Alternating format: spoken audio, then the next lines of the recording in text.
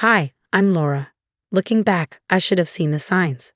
But when you're 8 months pregnant with your first baby, it's easy to get caught up in the excitement and miss the red flags waving right in front of you. My husband, Marcus, and I had been over the moon when we found out I was pregnant. After 2 years of trying, those two pink lines felt like a miracle. Marcus's father, Richard, seemed particularly thrilled. He lived just 10 minutes away in our small town and immediately started dropping by more often. "You need someone to keep an eye on you," he'd say, showing up unannounced with groceries or handyman tools. "Marcus works such long hours at the hospital, and I'm retired. What else am I going to do?" At first, his attention seemed sweet. He fixed squeaky doors, installed baby-proof locks, and even repainted the nursery. But then the comments started. "You shouldn't be eating that in your condition," he'd say, snatching food off my plate. "Are you sure you should be working?" In my day, pregnant women stayed home. This despite my doctor encouraging me to continue remote work as long as I felt comfortable. "Marcus says you've been complaining about back pain," he'd add. "You're probably not getting enough exercise." When I tried to stand up for myself, Richard would laugh it off. "Oh, pregnancy hormones. You're so sensitive these days." Marcus always intervened when I told him about these incidents, but Richard brushed it off as jokes or concern. "Dad means well," Marcus would say. "He's just old school." Then came the emergency. With just 2 weeks until my due date, Marcus was called to assist with a critical surgery at another hospital 4 hours away. It was a 3-day assignment. "I don't want to leave you," he fretted, pacing the bedroom while packing. "What if you go into labor early?" "I'll be fine," I'd assured him, though my heart was racing. "Your dad's just down the road, remember." When Marcus called his father to ask him to be on standby, Richard's voice boomed through the speakerphone. "Of course. Don't worry about a thing, son. Laura and the baby are in good hands." That evening, as Marcus's car disappeared down the driveway, I noticed Richard standing in his front yard across the street, waving goodbye. He caught my eye and smiled, but something about that smile made my skin crawl. And that's how I ended up experiencing the most terrifying night of my life. The contractions started at midnight. At first, I told myself they were just Braxton Hicks. But by 2 a.m., I knew this was the real thing. They were coming every 7 minutes. "Richard, it's Laura," I said, my voice shaking as I made the first call. "I think I'm in labor." "What?" "It's the middle of the night. Are you sure?" "Yes, I'm sure. The contractions are getting stronger. I need to go to the hospital." "Give it another hour. First-time mothers always panic. I'll come check on you then." An hour later, I was on my hands and knees, breathing through contractions that were now 5 minutes apart. I called again. "Richard, please, I need to go now." All right, let me just finish something up. I'll be there soon." 3 more calls. 3 more promises. By 4 a.m., I was crying, hunched over the bathtub.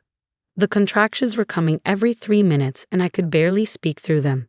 That's when I heard it, Richard's voice, clear as day through the open bathroom window. "No, I'm not busy," he said, talking on the phone. "Just enjoying my morning coffee. Beautiful sunrise coming up." My blood turned to ice. He was just sitting there, watching the sunrise while I was in labor. "Richard," I screamed through the window. "I can hear you. Please help me." The footsteps on his deck stopped. A door slammed shut.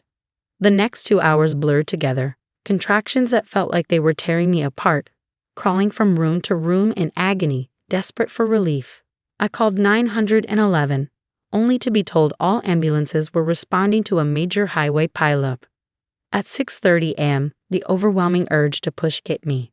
Alone, terrified, and on my bathroom floor when I heard someone pounding on my front door. I thought I was imagining it. "Laura, are you okay?" I heard screaming. It was Julie, my next-door neighbor, just about to head out for her morning run. "Help. I'm in labor," I managed to cry out. Julie sprang into action. With quick thinking and a frantic call to her sister, who was a nurse, she helped me deliver my daughter right there on my bathroom floor. A perfect, screaming 7-pound, 6-ounce baby girl. As Julie wrapped the baby in clean towels, I could still hear movement from Richard's house. The unmistakable sound of his car starting and the garage door opening. "Looks like your father-in-law's heading out for the day," Julie muttered, her voice tight with anger. Funny though, I could have sworn I saw him on his deck hours ago when I was letting my dog out. I looked down at my daughter's face, then back at Julie. Julie, could you check your security cameras from last night? I need to know exactly when he was outside. Her expression hardened. Oh, honey, I'll do better than that. I'll download every second of footage from the past 12 hours. Something tells me Marcus needs to see this. Even as my body shook from exhaustion and pain, my mind was clear. Richard had no idea, but he just made the biggest mistake of his life. The next 2 days in the hospital were grueling. Complications from the unassisted delivery, a fever from infection, stitches for tears, and blood pressure that refused to stabilize, left me feeling battered. But through it all, I clutched my phone, waiting for Marcus to return my calls. When he finally burst into my hospital room, his face was ghost white. Dad said he didn't know, Marcus stammered. He swears he was sleeping with earplugs and didn't hear his phone.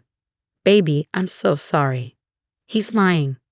Julie stepped forward from the corner, where she'd been waiting quietly. She pulled out her tablet and set it on the table. I have proof. The security footage was crystal clear. Richard standing on his deck at 4:00 a.m., sipping coffee. The timestamp matched my call history perfectly. Then came the audio, my screams for help cutting through the silence, followed by the sound of Richard retreating indoors. Marcus gripped the hospital bed rail so hard his knuckles turned white.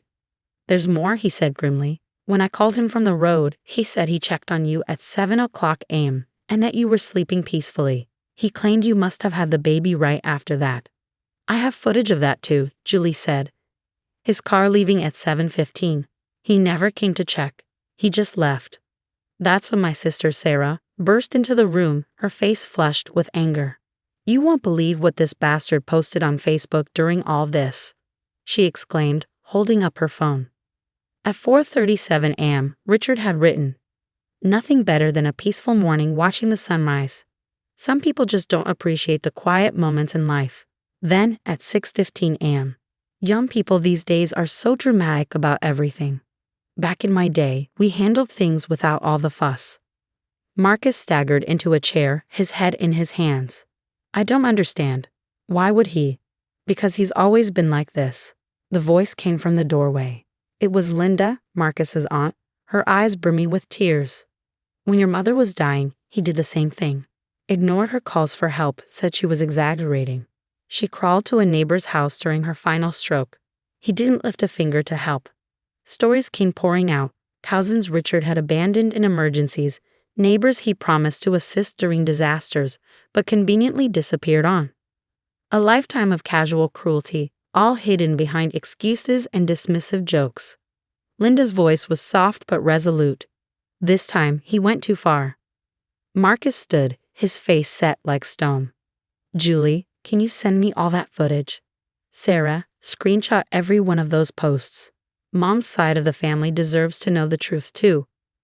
I watched my husband transform in that moment. The confused son was gone.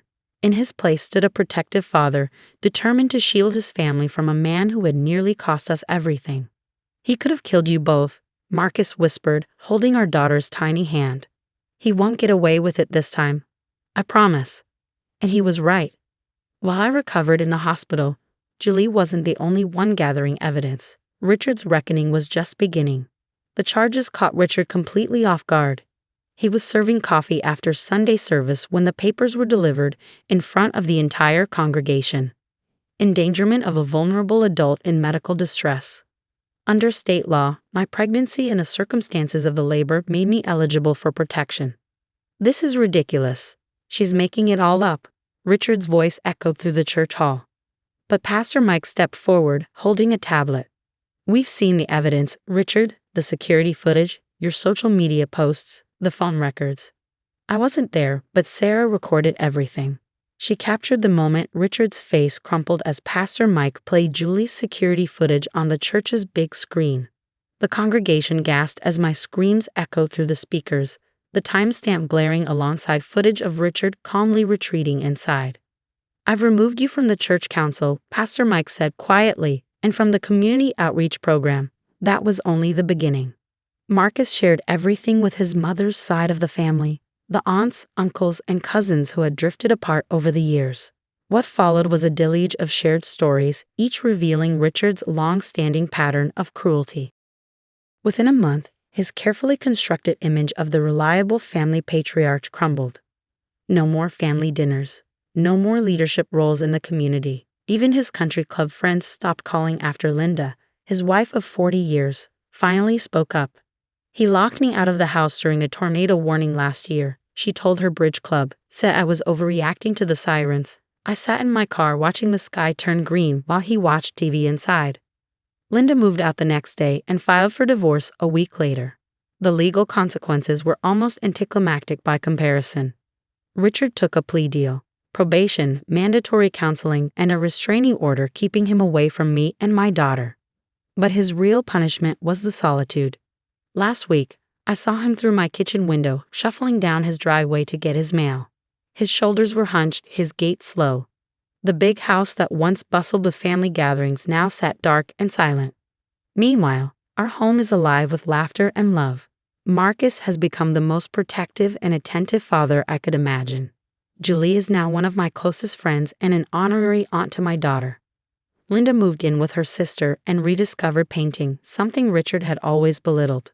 Just last week, we celebrated my daughter's 6-month birthday with a big backyard party. Family, friends, and neighbors filled the yard, their laughter mingling with the scent of barbecue and the glow of string lights. Through the fence, I noticed Richard standing at his window, watching. For a long time, he just stood there, observing the life he could have been part of, if only he'd shown the slightest bit of decency. Some people tell me I should forgive him, that he's suffered enough.